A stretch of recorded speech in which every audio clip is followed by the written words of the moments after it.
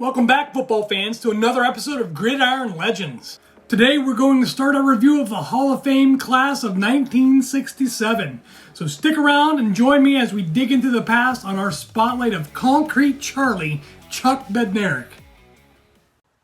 Okay, Chuck Bednarik. He was inducted into the Hall of Fame, class of 1967, as a linebacker and a center. He was in the league for 14 seasons. He was an all-NFL selection 9 seasons, and he was selected to the Pro Bowl 8 seasons. So let's dig into his bio here and see what we can find out. So no National Football League player in the 1950s was immune to bone-jarring contact with the Philadelphia Eagles' Chuck Bednarik, because the 233-pounder played on both the offensive and defensive units long after the two-way player had largely faded from the scene. Bednarik didn't really get into football until he returned from World War II after a 30-mission tour as a B-24 waist gunner with the Army Air Corps that saw him win the Air Medal. He showed up unheralded at the University of Pennsylvania, where he went on to win All-America honors as a center his last 2 seasons. Chuck was selected first overall in the 1949 NFL Draft as the Eagles' bonus draft choice and earned a starter spot as a center on offense and a linebacker on defense. As an offensive center, Big Chuck was a bulldozing blocker, both on rushing and passing plays. On defense, he was a true scientist in his field and the kind of tackler who could literally stop even the finest enemy runners on a dime. In 1950, Bednarik received all NFL recognition as a center. Although he frequently played both offense and defense right up through the 1956 season, it was as a bone-jarring linebacker that he drew the most attention. He was named All-NFL as a linebacker in 1951 through 1957 and again in 1960. His athletic abilities and inspirational play was particularly evident in 1960 when injuries forced the Eagles to ask their 12-year veteran to again play both sides of the line. The 35-year-old was sensational. He finished the campaign with a 58-minute performance, capped by a game-saving tackle in the Eagles' NFL championship victory over Green Bay. With just seconds remaining, the Packers' Jim Taylor appeared to be heading for a winning touchdown until the last Eagle in his path, Bednarik, bear hugged him to the ground as time ran out. All right, so that was a great bio and an introduction into Chuck Bednarik, but let's do a little more research and see what we can find out. All right, Charles Chuck Bednarik, nicknamed Concrete Charlie, was born in Bethlehem, Pennsylvania on May 1st, 1925. 5 years earlier, his parents had immigrated from a village in eastern Slovakia, settling in Bethlehem and working for Bethlehem Steel. He first attended school at St. Cyril and Methodius, a Slovak parochial school in Bethlehem, taught in Slovak. He then attended Liberty High School in Bethlehem, where he played football. Following graduation from Liberty High School, Bednarik entered the U.S. Air Force, where he served as a B-24 waist gunner with the 8th Air Force. During World War II, Bednarik flew on 30 combat missions over Nazi Germany.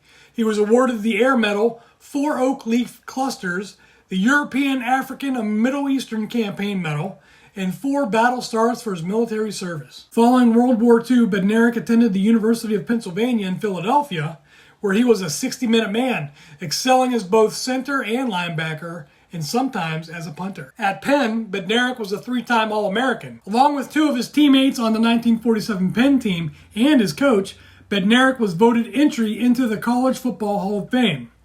In 1948, Bednarik placed 3rd in Heisman Trophy voting and won the Maxwell Award that year.